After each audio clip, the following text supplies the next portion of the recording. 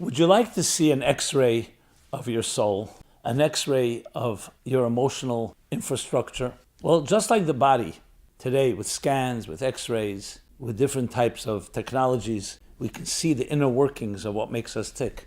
We have a blueprint that will give you a picture of the spectrum of your emotions, an understanding how they work and what you can do to improve them. Check out the description below, the special Omer book, 49 steps, personal refinement, character development, understanding and cultivating the very nature of your emotional being. Religion and morality. Are they synonymous? Are they interdependent? Can one exist without the other? There are arguments that go both ways. Some people will say no. Without faith in God, in faith in something greater, you can't just trust people's subjective morality because it will be moral relativism and so on. Others argue, and you hear this from many of the atheists, that you can absolutely be moral without God, without faith, without religion. And then on the other end, religion we know has been found to be corrupt. One of the most disturbing things we see is when a religious leader, a clergy, a man, a person of the cloth, doing something immoral, criminal, violating, abusing. Because the disparity. Here you're supposed to be a man or a woman of God, living up to the highest values and behaving in such a fashion. So for many, that duplicity, that hypocrisy has created a very bad taste. I don't want to have anything to do with religion. Is that the wise approach? Do we throw out the baby and the bathwater? Because on the other hand, religion has brought some of the most noble virtues and ideals to the world. So this is a complex and confusing topic, but an important one, because all of us want to be the best we can be. So let's begin with a very enigmatic, you can say, an interesting Talmudic statement. It goes like this. In the tractate called Brachot, the first tractate of the Talmud, it talks about an individual. Listen to this. Talk about cognitive dissonance. A thief, before he goes out to steal, he prays to God to succeed. In Aramaic, Gam va'apu machtarte rachmana karya. Now, God states in the Ten Commandments, do not steal. So isn't this something a little insane? It's like coming to the police and saying, I need you to come and help me rob a bank. If anything, you avoid them and try to ignore them, or you try to make sure to do it when they're not watching. To invite them in, God is telling you not to steal. Say, no, I'm praying to you to help me do what you told me not to do. You know, they tell that joke. The two kids at lunch, they're serving an apple and cake. Each student, this teacher says, 1 apple and 1 piece of cake. And be honest, only take 1 apple and 1 piece of cake. God is watching. That's what the teacher tells them. Anyway, one of the kids, a little hungry, so he takes 2 pieces of cake. And they say, isn't God watching? He says, God is watching the apples. So there's a dissonance when it comes to these matters. But the question is, what does that mean? And the answer is because faith, not because that faith is fake, not even hypocrisy. It's not integrated. There are many things we believe in. I mean, the very concept of idealism is the idea of an ideal is usually higher, not usually, always going to be an ideal higher than what you actually live up to. That's why it's called an ideal. So the ideal is, you understand stealing is not right. But practically speaking, at that moment, you have a blind spot, a moment of dissonance where you say, God's not watching. I want to succeed. And you're not even realizing the contradiction of those terms. The concept of inconsistencies.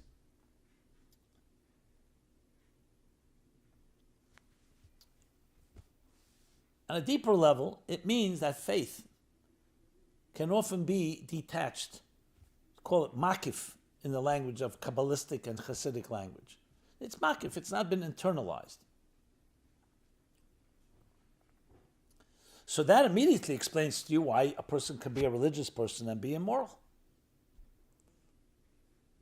But that requires an important caveat, that you're acknowledging that this is wrong. The problem begins when people say, hey, no big thing. So I'm religious in some areas and I do other things, are criminal in other areas. No, that's not the case. Once you start justifying that, that's a major problem. The fact that we're human beings that are flawed, then we can make a mistake, everyone can make a mistake. So let's talk about that. What exactly is religion for that matter? So if you're talking about a not real religion, distorted forms of religion, which have either become power grabs, control, authority, nothing to do with God, then it's just another business, another corporation in the name of religion. So obviously there's going to be plenty of crime going on in that environment. But is there such a thing as a religion that doesn't have an element of godliness to it? In other words, a religion without spirituality? There are statistics that show, studies that show, that 90% of the Western world, a little more than 90%, believe in some form of spirituality, soul, God. But only 40% associate with and affiliate with a religion. That's a big discrepancy. Why? Because religion is associated for many people with the following words. And I'm going to first start with the good words, the nice words. Ritual, community, charity, prayer, faith, virtue, holidays.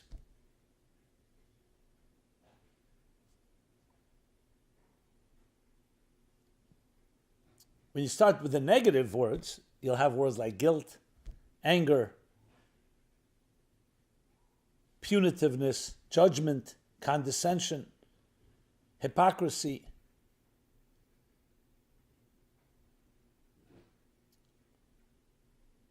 Spirituality, most people associate with words like uplifting, joyful, transcendent, free-spiritedness. So in a way, religion, yes, is about rituals at best, but it's more about structure, and spirituality is about beyond structure. The truth is, a healthy religion is totally saturated with spirituality, and a healthy spirituality would be totally saturated with religion. Meaning spirituality is not just about spiritedness, it's also about commitment. It's also about ritual. But it's not an empty ritual as in lip service or just actions, hollow actions, or even being a thief while praying to God that He should help you, but it's about integration with your spirit, a ritual that's filled with deep spirituality. So both need each other. As a matter of fact, they're compared to a body and a soul. Religion without spirituality is like a body without a soul. A corpse can be dead, lifeless. Spirituality without a form of commitment, I'm using the word religion, is a soul without a body. It's not grounded. It's not concrete. It doesn't have boundaries, the proper boundaries. It's not internalized and structured properly. That's the healthiest version. And to explain this, let's go into another Talmudic statement. The famous story with Hillel, the sage. So the story goes, the potential convert comes to his colleague Shammai, teach me the entire Torah standing on one foot. He rejects him. That's not possible. You can't teach an entire Torah standing on one foot. Okay. So he now goes to Hillel. Hillel was a more lenient sort. And he says to him, yes, don't do unto others that you don't want done to yourself. That's the entire Torah. The rest is commentary.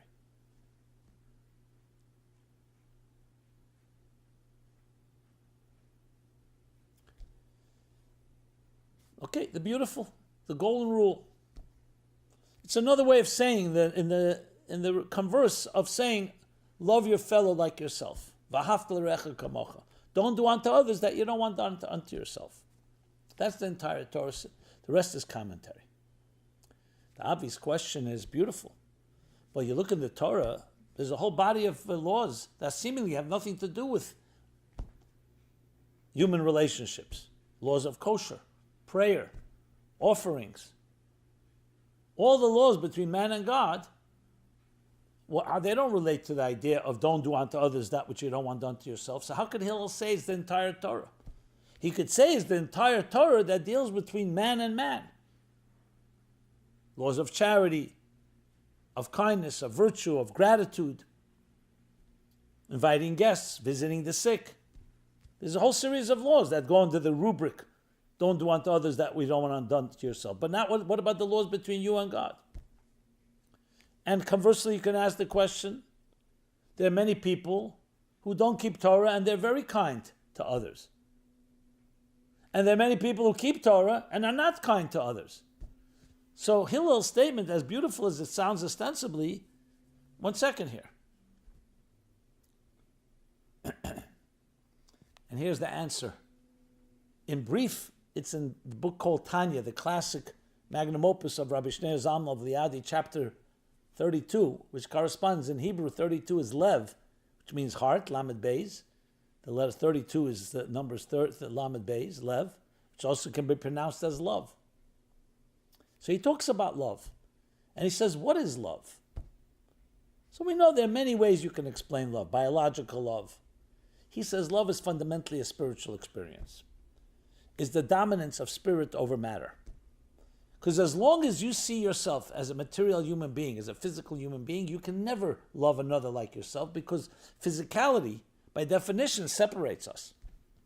We may have common interest, we may negotiate, give and take, but real love is when you recognize that you're not a body, that you're a spirit. And spirits, even though they may, bodies, two people can't sit in the same chair. They can't occupy the same space. They can't eat the same food and share the same money. One is going to have less if he gives to the other. Souls don't occupy time and space in that way. So when a person sees their life spiritual, spirituality unites, materialism divides. And he goes on to explain that concept. That we're all really on a spiritual level, all part of one higher reality. And that's where love is possible. And then he explains this Talmud. And that's what Hillel meant. He's saying the entire Torah is love. Don't do unto others that you don't want done to yourself. Even the laws of Shabbat, of prayer, of offerings, even the laws between man and God. What's the whole point of these laws? Is to refine the human being to become a more spiritual person. And therefore, naturally, a more loving person. Someone that is more religious, so to speak, more godly, but doesn't become more refined, more loving, something seriously missing. That's what Hillel is saying, the entire Torah. Why do we eat kosher? Because we're sensitive to what we consume. What you consume, you assume what you consume. You are what you eat. So you're more sensitive. You're not just indulging materially in the food. Why do we keep Shabbat? To designate a date to spirit, not just to material work. So everything is about lifting a person to a state of transcendence, which is true love. So transcendence leads to love. The Torah is all about transcending material, selfish, narcissistic existence of self-interest and transcending it. That's love. That's what Hillel is saying. All the laws. Okay, what about the people who are not following Torah, but they're very transcendent, very loving? So the answer is if they embrace the Torah, they'd be even more loving. You could have transcendence and not follow these laws. But if you follow these laws, you'll become even more transcendent. And what about the people the opposite? The people who are thieves and they pray to God and they're less moral, even though they're following Torah technically, they're missing the point. They're missing the boat. They have the body without the soul. They have that dissonance we talked about. They're missing the fundamental essence of Torah. So yes, so you can keep Shabbos and not be Shabbosdik. You can keep kosher and not be kosher. You can follow the laws and pray, but not be godly. The key is not just to be religious, to be divine. Is to be godly, is to be gracious, is to be kind, to be more refined, more bittul, more selflessness. That's the bottom line. Can a person study Torah, be a scholar, and even follow Torah laws and be a selfish, obnoxious person? Absolutely. Nachmanides, the Ramban says at the beginning of the chapter, Kedoshim, in the book of Leviticus, he says there's a particular law that says, sanctify yourself because I am sacred, God says. So he says, but we find that statement in other places. What is it coming to add in that verse? It says coming to add, to negate the concept of a novel bereshus HaTorah, an obnoxious, despicable person who uses Torah to justify his position. He uses laws to justify his obnoxiousness. Of course a person can do that. But we do call that a truly religious person? No. Just because they're religious in their look, and I say this many times to people, they say, such a religious person, how could he behave immorally? I say maybe because he behaved immorally, maybe that means he's not religious. What defines religion? Because he's wearing a skull cap, a kippah, or he has a long beard, or he's wearing a long coat, or whatever else you want to use. These are externals. A monkey could also be dressed up in the garments of a religious clergy person. So we need to redefine what religion means. Religion means morality, and morality means religion. When I say morality, I don't just mean moral actions that all of us come up with. I mean an entire lifestyle, not just an action, but a lifestyle, a state of being where you recognize there's a higher presence than you are, and it doesn't begin and end with you, that you are here to serve something beyond yourself, and therefore you treat people that way. It's not about me, me, me. That's the essence of true religion. So absolutely, can a true religion be immoral? Well, you could behave immorally, but at least recognize that it's a flaw. It's something that needs to be corrected. Don't justify it. Don't dress it up. But many people have a distorted view of religion. They think religion is certain rituals you do. You do this, this, and that. That's not religion. That's part of the rituals. Religion is what Hillel said. It's love. The love manifests itself, like I said, in rituals and specific details. You need both. You need the fusion of body and soul. This is a very big topic, an important topic, but a critical one that all of us have to understand. So religion and spirituality really should be synonymous. It's just two parts of the same thing. Let's give an example, music. So there are musical notes. You're sitting at a piano or another instrument, and you're playing the notes. So there's the physical notes and the sounds that come out, but then there's the music it creates.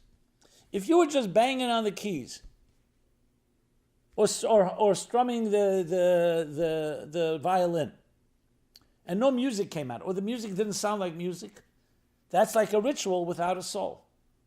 On the other hand, you don't just want the music, you want the music to be grounded. The structure is necessary to experience something beyond the structure. Same thing, words on a page. Those are the letters, that's the body. The message, the ideas, the values that the words express, that's the spirit. And that's how we should look at religion and morality. Now, the fact of the matter is none of us are always going to be as perfect as our ideals, as our faith, as our standards. But we're aspiring to that. We're seeking to create that integration. And when we see something that is not, we call that a crime. Yes, a dissonance. We call that's inappropriate. A person who behaves immorally in that moment, you can say that they have denied God. It's not that, it's a godly person. No, it's a godly person that still needs work. But the standard is that religion should lead a person to more refinement and to a more spiritual state of being and consciousness.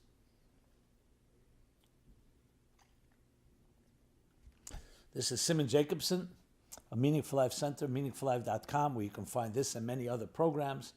Please subscribe to our growing YouTube channel, to our offerings. Check us out, meaningfullife.com. Love to hear your questions, thoughts, comments, feedback. And please share. Please share it with everyone around us. If we can share this message, create a ripple effect, we can change and will change the world. Thank you and be well. This program is brought to you by the Meaningful Life Center. Please help us continue our programs. Make even a small contribution at meaningfullife.com/donate.